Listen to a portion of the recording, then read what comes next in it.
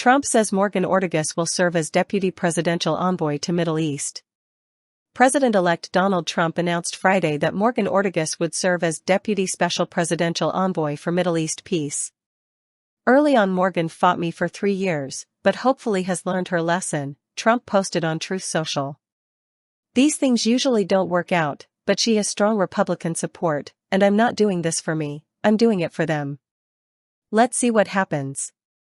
She will hopefully be an asset to Steve, a great leader and talent, as we seek to bring calm and prosperity to a very troubled region. I expect great results, and soon.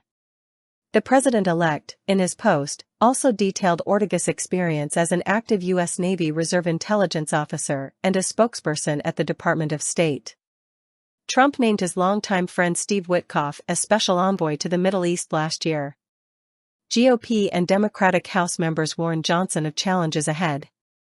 Some House Republicans and Democrats are warning Speaker Mike Johnson of the challenges ahead in a tight 119th Congress, where the GOP has one of the narrowest House majorities in nearly 100 years. Republican Representative Lauren Boebert, who had declined to say if she would back Johnson before ultimately voting for him Friday, said if he does everything right, he can stay Speaker. Boebert said she would prefer if it only required one member to threaten to oust Johnson. The House voted to adopt a rules package earlier today that allows for a 9-member motion to vacate the speakership. If there's enough compromise that is damaging to the agenda, there very well could be a motion to vacate, Boebert said. Do I have a plan to do that?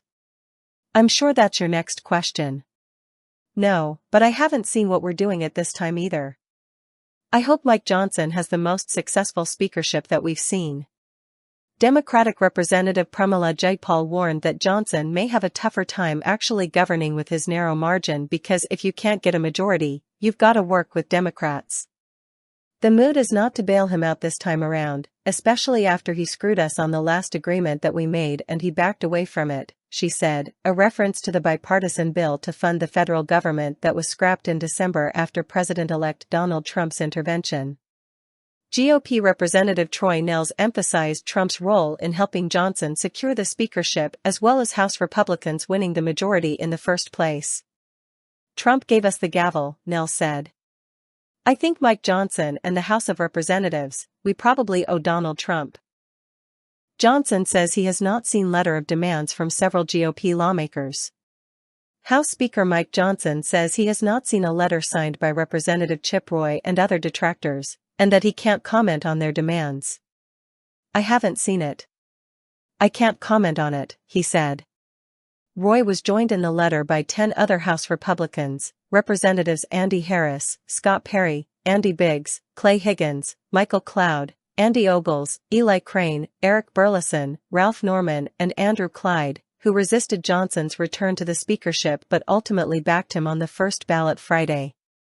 In the letter, the lawmakers demanded that Johnson make several commitments to prove he will not fail to enact President Trump's bold agenda.